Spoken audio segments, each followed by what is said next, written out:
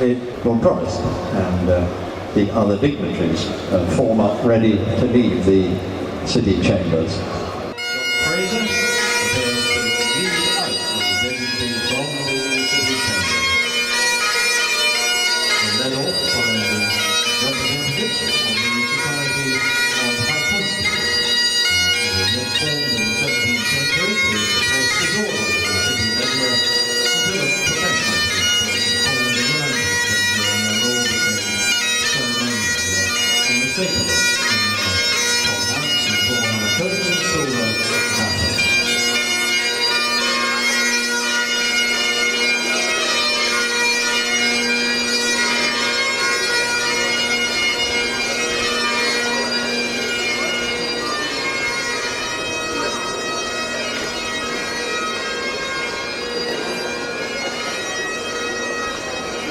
And the main event sponsor, Mr. Alan Moore Nisbet of Drum Beats.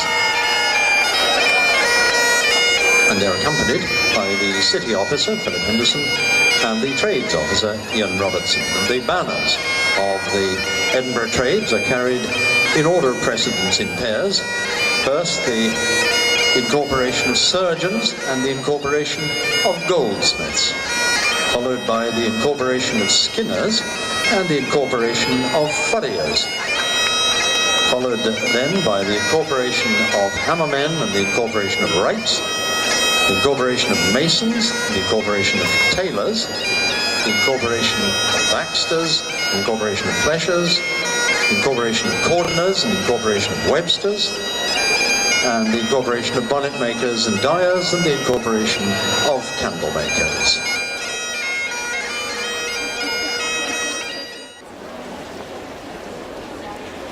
Now, ladies and gentlemen, as the procession of riders is nearing the end of their ride, it's appropriate that the St. Ronan's Silver Band should follow with a medley of those tunes most closely associated with those great ride-outs which have continued throughout the years in the Scottish borders.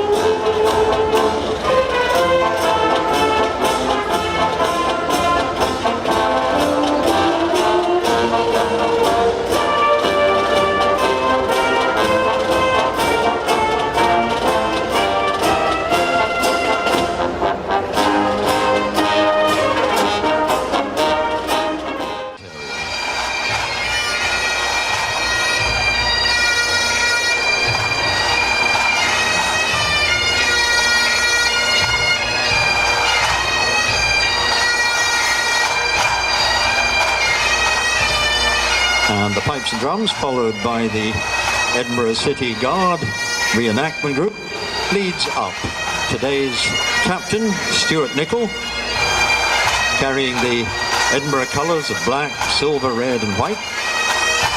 And the other principals are the Edinburgh Lass, Carrie McGill, the first officer, Stuart Mitchell, and second officer, John Baxter.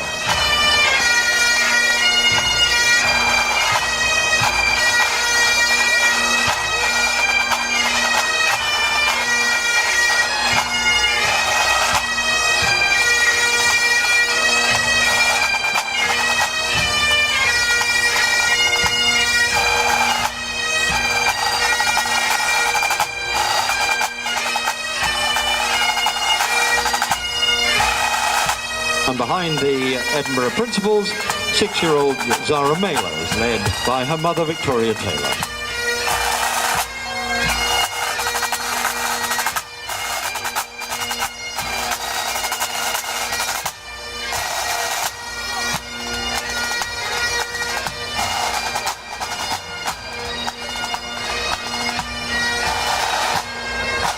In front of the Mercat Cross are many representatives of other rides in Scotland, and of course The Edinburgh Riders have been joined this year by principals from 20 other towns in Scotland, from the length and breadth of Scotland, from Gatehouse of Fleet in Kirkcudbright away down in the south, right up to Orkney and Shetland in the north.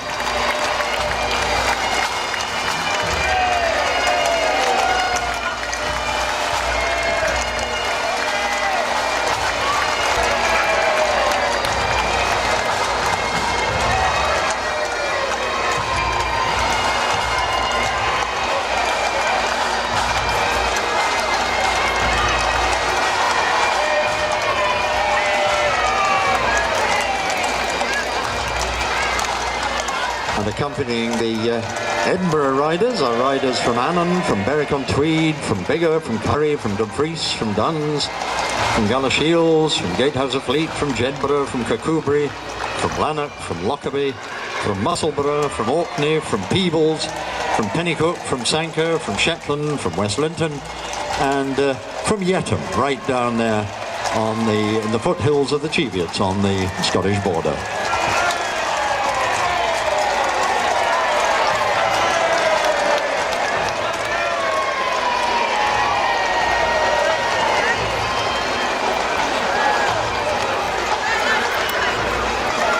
And behind the Mercat Cross, the captain, Stuart Nicholl, dismounts and will carry the blue blanket up the Mercat Cross, and he'll be joined by the first officer, Stuart Mitchell, who'll be carrying the city banner into the stairway up to the platform of the Mercat Cross. And with the captain goes the second officer, John Baxter.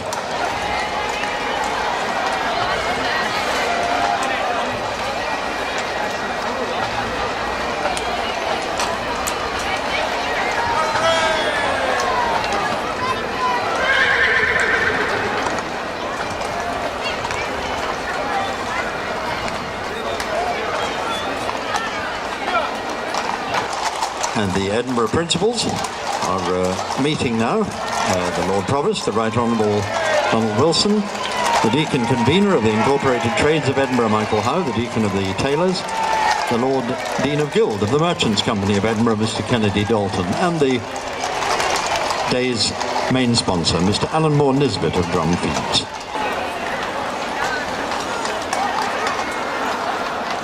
Distinguished guests, ladies and gentlemen, pray silence for the Right Honourable Donald Wilson, Lord Provost of the City of Edinburgh.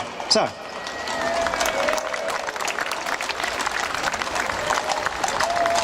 Citizens of Edinburgh, Deacon Convener of Trades, Lord Dean of Guild, visiting Principal Riders, visitors from the many riding towns of Scotland and those from further afield. It's with great pleasure that today I welcome the captain of the trained bands and his followers to the Mercat Cross in the heart of the Old Town on the day of the 2013 Riding of the Marches. The first record of an inspection of Edinburgh's common land was in 1579. Since then, the city has expanded and much of the common land has been lost. In these ancient times, when the horse was the only mode of transport, the captain would mount up and lead my predecessor and burgesses of the time out beyond the Flodden Wall to inspect the common land. In these times, mounted messengers were also accustomed to bringing tidings to the city of war and of peace. In 1946, Treasurer Murray, acting as captain at the head of the Riding of the Marches, ceremonially brought news of the end of the Second World War. Tomorrow marks the 500th anniversary of the Battle of Flodden.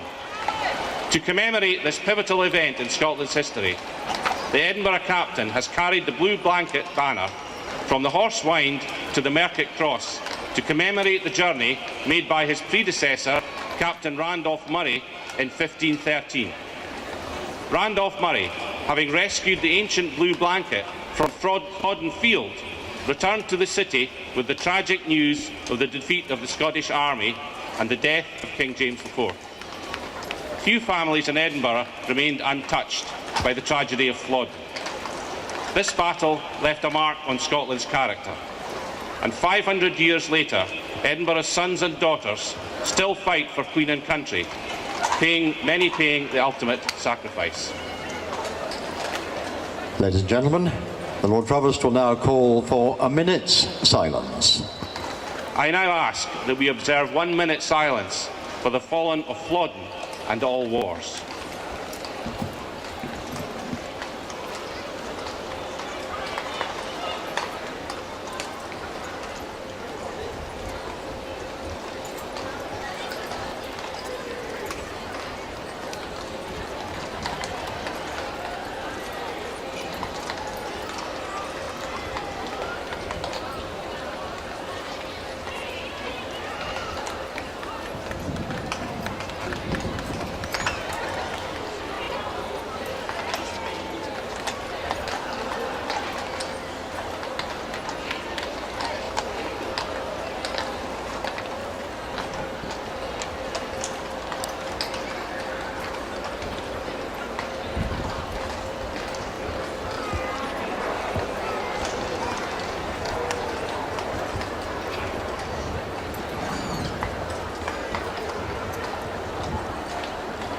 Thank you, Piper.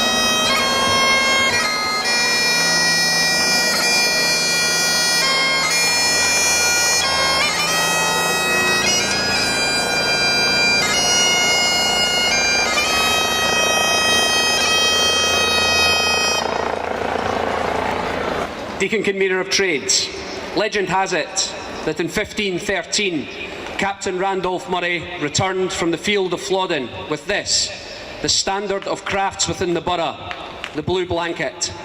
It was my absolute pleasure to carry this fine banner up the Royal Mile today in what has been a fantastic reenactment of a critical moment in Edinburgh's history. I hope that the relationship between the incorporated trades of Edinburgh and the riding of the marches in Edinburgh can be sustained forevermore. Deacon Convener of Trades, I now return the blue blanket to you in the condition that I received it, unsullied and untarnished.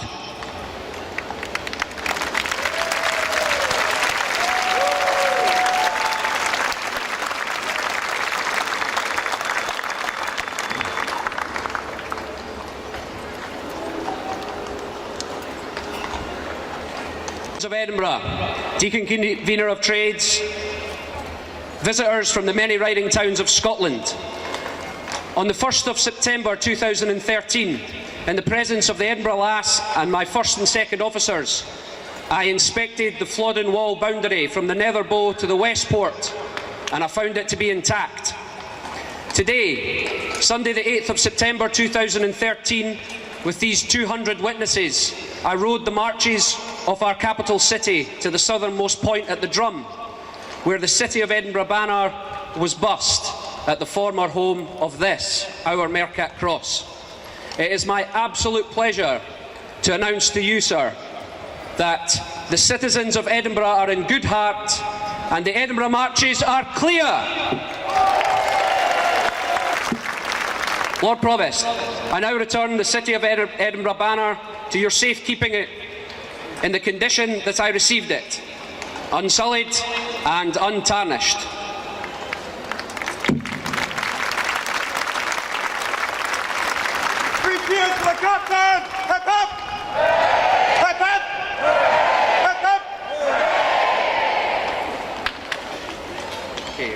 sense of gratitude to stand here as your captain for 2013. The riding of the marches has proven what it always said it would be, a fantastic spectacle with resonating historical significance. This event has succeeded in the face of tough financial times and the ever-increasing doubt in the Scottish identity. I'd like to thank the Lord Provost and the City Council for all their assistance in the planning of today and their ever-increasing confidence in an organisation. I'd also like to draw attention to the Moore Nisbet family and Drum Feeds, our main event sponsor. My heartfelt thanks go out to them for all their help. I'd also like to thank Steve McGill, the event coordinator, who's put together a fantastic ride route for everyone today and has been instrumental in the running of the association. And a special thanks must go to Caroline Pennycook and Billy Spence for being our Chief Marshals today and assembling a fantastic marshalling team. I'd also like to thank Debbie and her team at Tower Farm for all their help. They have continually performed well above the call of duty for us over the years, and I would like to thank them for all their efforts. Last but by no means least, I'd like to thank the Edinburgh people and the visitors for turning out today. It makes it all worthwhile to see so many engaged faces as we traverse the Royal Mile. And lastly, I'd like to remind everyone that after the horses move off, everyone is welcome to attend the after-ride party, which will take place in the Three Sisters on the Cowgate. All are welcome, although not everyone. This should be a fantastic end to the day's events. Thank you once again, and I hope to see you all at the Three Sisters.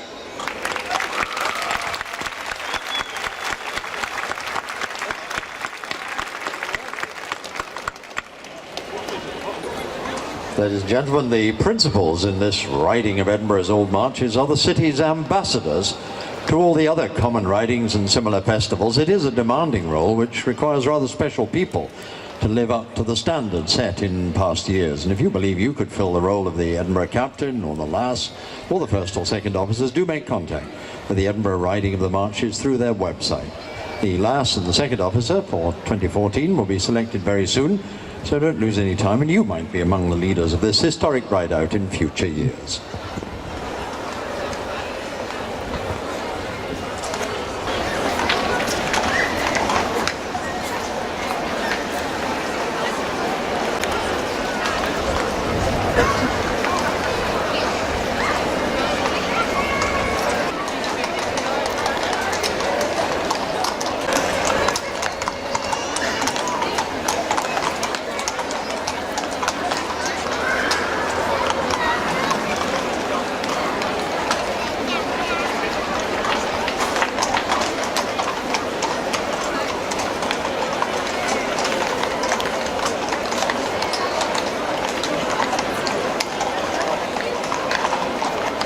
Ladies and gentlemen, our ceremonies are concluded for 2013. The boundaries have been ridden and have been found to be intact. The standards have been returned unsullied and unstained. And the riders will now disperse after refreshing themselves. They'll return to their homes after a job well done. Thank you all very much for coming to this reenactment of a historic event in Scottish life. I hope you found the ceremonies to be interesting as well as historic, and I hope you'll return next year when the riders will again ride out to ensure that the ancient boundaries of the city are intact for another year. Thank you all for coming, and have a safe journey home.